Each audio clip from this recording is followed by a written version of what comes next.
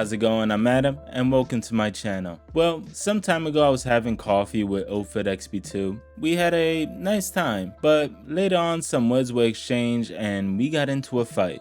XP2 then yelled, "You'll never find another film stock like me." You're right, as of 2023 we only have one C41 black and white film stock, and it got me wondering, were there others? I then stumbled upon Kodak's BW400CN. It was a chromogenic black and white film stock and it was produced in 2004 but sadly met its end in 2014. Thanks Kodak. Apparently this film stock was designed for portrait wedding commercial photographers due to its smooth and neutral black and white tonality with notable highlight and shadow details. So I was curious. I called up my local expired film dealer Jacob and he hooked me up. Gotta say right off the bat, the packaging is cool. It's silver with yellow accent instead of the faux yellow like today. Anyway, more on the film later. I loaded up the bad boy Mamiya M645 and got to shooting. Yep, that smells old.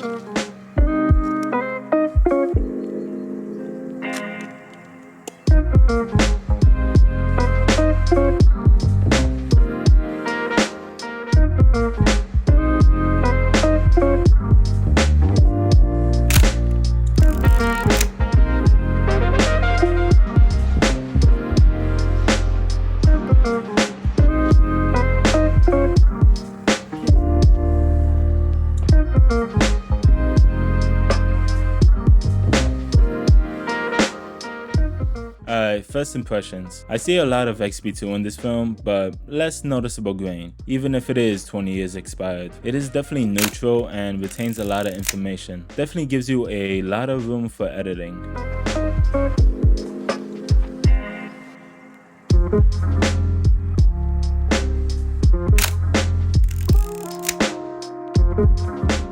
Let's talk about the ISO. The original ISO is 400, but seeing as though that this film expired in 2006, I used the 10-year one-stop rule. So I rated it at 100. Now, I'm aware that some people are not a fan of this rule, and maybe they're right. This is actually my first time shooting expired film. I usually like my film straight out the oven, but looking at the results, I gotta say it was the right choice.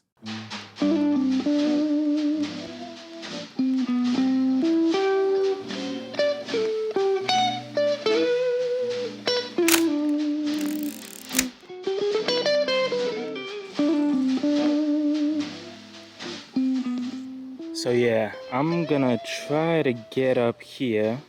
For most, that would be nothing. But for me, that's like Everest. Wish me luck. Yeah, I definitely need a gym membership.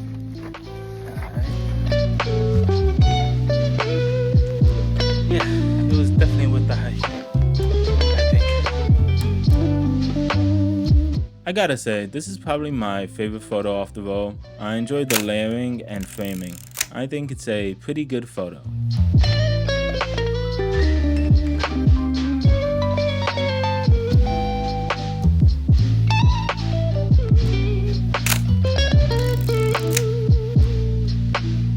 What is chromogenic black and white film? It basically means that you can develop your film in C41 just like color film. You know, as an avid XP2 shooter, I actually get a lot of messages saying, you know you're not actually shooting black and white, right? I then reply with, new phone, who this? Anyway, the characteristics of chromogenic film is apparently it's more forgiving to variations to exposure than conventional black and white film, and it has much more finer grain structure. Also, companies make C41 BW film because it's more accessible. You can actually go anywhere and just have it developed, where not everywhere you can develop true black and white film. And also you can use digital ice when scanning in order to remove dust off your photos, so you won't have to spend the entire day on Photoshop removing them manually. So now you have more time to reply messages like, new phone, who this? I thought this was pretty cool. Each one of these columns has a door. Example here. There's a second one, and right over there is a third one, and it keeps going on.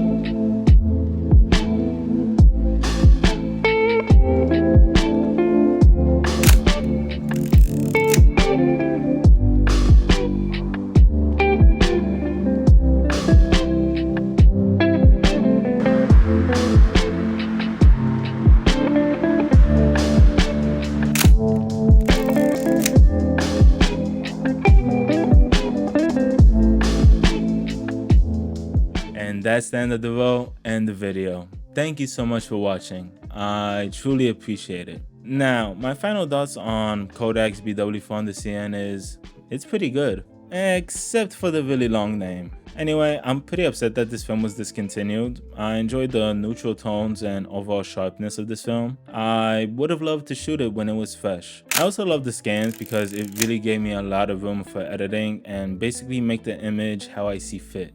Now, sadly, Kodak didn't replace this film with another chromogenic black and white film. Apparently, it was discontinued due to the steady decline in sales and customer usage. So yeah, that sucks. Anyway, I still have one more roll of this film, but I'll definitely save it for a special occasion. So yeah, like, subscribe, do all that jazz, and I'm off to contemplate whether or not to buy that new Polaroid camera. Take care.